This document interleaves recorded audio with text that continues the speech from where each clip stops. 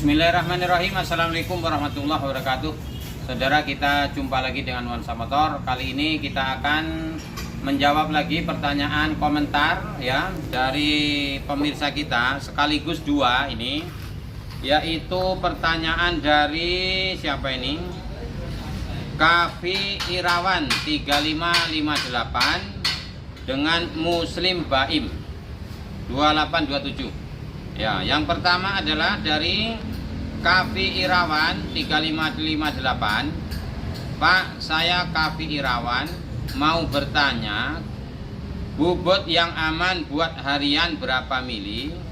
Terus Persivity pakai berapa RPM? Mohon dibalas, Pak, terima kasih. Ya, yang kedua, untuk ukuran sudut puli depannya berapa kalau untuk motor Beat? Nah, ini pertanyaan ini ada di video kita tentang modifikasi super ekstrim CVT Matic tenaga tersalur sempurna. Ini video ini saya maksudkan dahulu untuk motor-motor balap ya, untuk motor balap. Jadi mengoptimalkan supaya tidak terjadi slip dari CVT. Kalau tenaga misalnya di motor Mio, ini kan di motor Mio kemarin, sebenarnya untuk Matic sama aja ya. Misalnya tenaga yang keluar misalnya 25 dk, diusahakan nanti tersalur sempurna ke ban belakang ya, minimal masuk ke 20 dk seperti itu. Jadi tidak terjadi banyak slip. Jadi pertanyaan itu. Tapi untuk supaya kita dapat memahami ya, saya akan jelaskan tentang pembobotan ya. Bagaimana kok main kirian itu bisa menambah enak motor ya. Power motor itu berasal dari mesinnya ya, mesinnya. Sedangkan CVT adalah penerus dayanya. Kalau di motor-motor konvensional berarti kopling ya.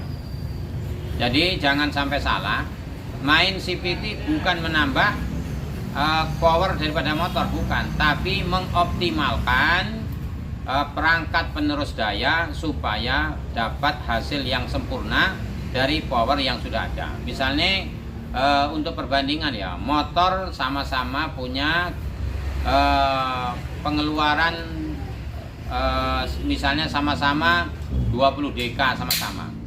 Satu dimainkan kiriannya, CVT-nya dioptimalkan, satu dengan dak. Ini pasti top speednya nanti yang main kirian lebih. Ya, akselerasi juga yang main kirian juga lebih, karena memang kita modifikasi ya.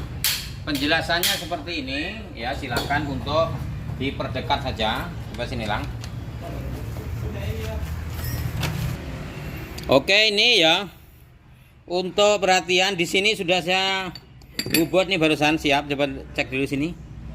Nih, ini di sini. Nih, yang banyak ini sudah kita bobot ya. Yang kita kasih pelentol-pelentol ini yang untuk spek balap. Yang ini untuk spek-spek harian ya. Jadi filosofi atau cara kerjanya pembobotan dari CVT seperti ini. Oke, untuk pembobotan kita kalau di Nuansa Motor ini ada dua macam ini. Ya, ada dua macam. Yang ini adalah untuk akselerasi sekaligus top speed, diperuntukkan untuk motor-motor touring ya, touring di kemacetan. Misalnya kita keluar masuk tikungan lebih cepat, top speednya lebih cepat. Yang kedua ini, yang sebelah sini supaya lebih dipahami, ini untuk spek road race ya, yang pendek-pendek, tidak perlu top speed. Misalnya untuk balap di road race. Road race itu meskipun kencang-kencang tapi paling-paling ya 200 meter itu yang paling paling panjang treknya. Kadang-kadang 300 itu cukup ini. Jadi seperti ini saudara ya. Ini saya jelaskan yang pertama dulu, yang sini. Pembobotannya itu adalah mengurangi bagian dalam. Kalau ini kita sebut bagian dalam ya. Aduh.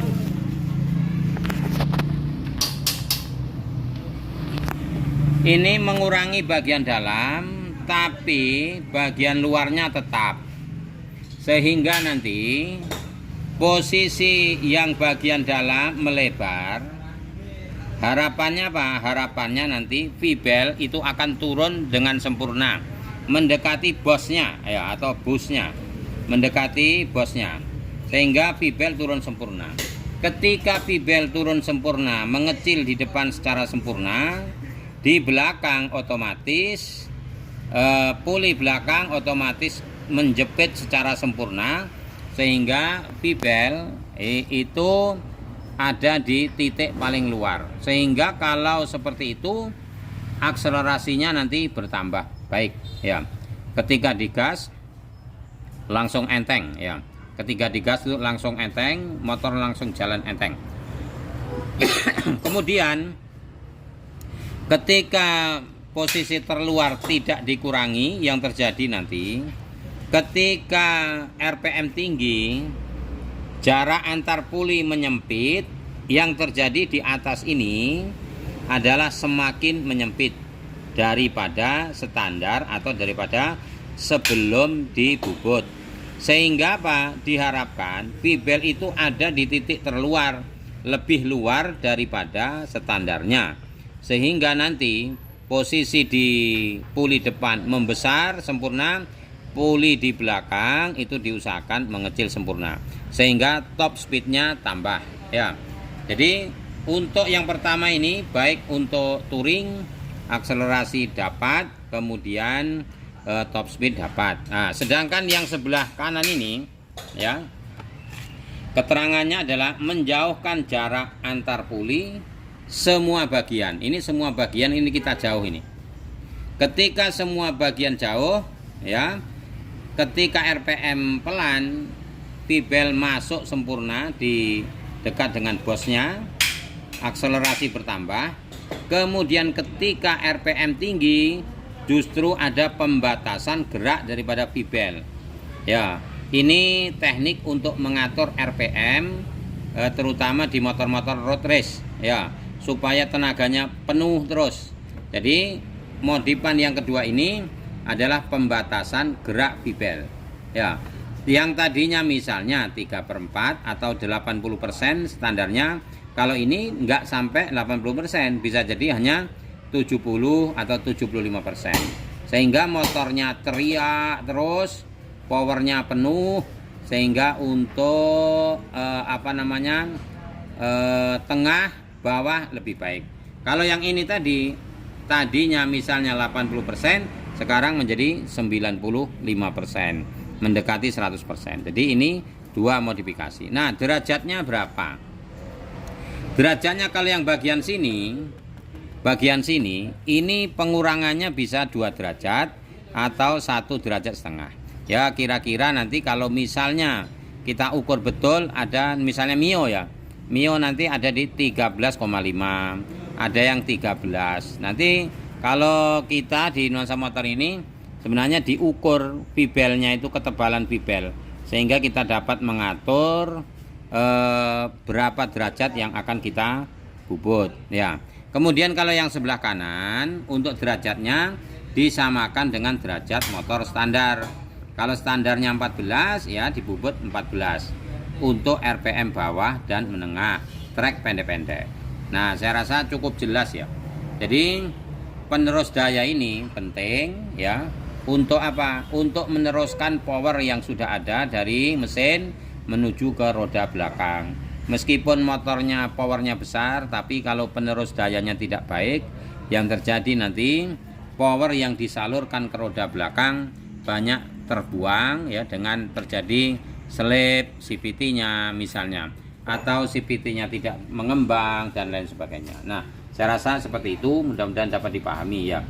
Seperti itu jawaban kita untuk pertanyaan dari saudara kita orang tua tadi ya. Saya tutup. Assalamualaikum warahmatullahi wabarakatuh.